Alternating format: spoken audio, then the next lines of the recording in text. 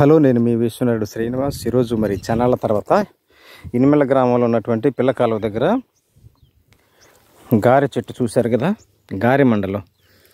ఇవి పిల్లతల్లు ఉన్న ఇళ్ళల్లో ఆ రోజుల్లో మరి దర్వాజు మీద, తలుపుల మీద ఈ మండలు తీసుకెళ్ళి గుచ్చుతారన్నమాట.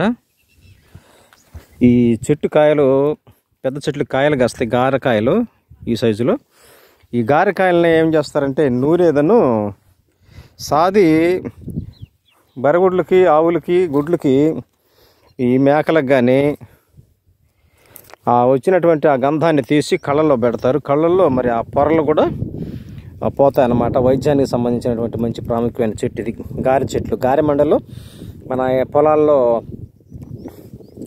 మరి సంక్రాంతి సమయాల్లో ఇది జల్లెడ మండలతో పాటు ఇవి పెడతారు.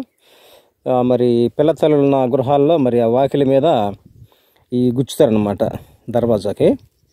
ఈ గుడ్లకు వచ్చేసరికి కళ్ళకి పొరలు వచ్చే మాట కనుకైతే ఆ కళ్ళ పొరలు వచ్చినటువంటి గుడ్లకి గంధాన్ని తీసి కొద్దిగా నూరే సాధ్యతను నీళ్ళలో కొంచెం నీళ్ళ చొక్కేసి సాది అవి కళ్ళలో పెడితే పొరలు సమర్థవంతంగా పోతాయి. అలాగే ప్రకృతిలో ఉన్నటువంటి ఎన్నో మనకి చాలా తెలియదు కాబట్టి కొన్నిటిని తెలుసుకోవాలి. ఆ తెలిసిని నలుగురికి చెప్పాలి కాబట్టి ఈరోజు గారె మండను చూపిస్తున్నాను. ధన్యవాదాలు, ఉంటాం మరి.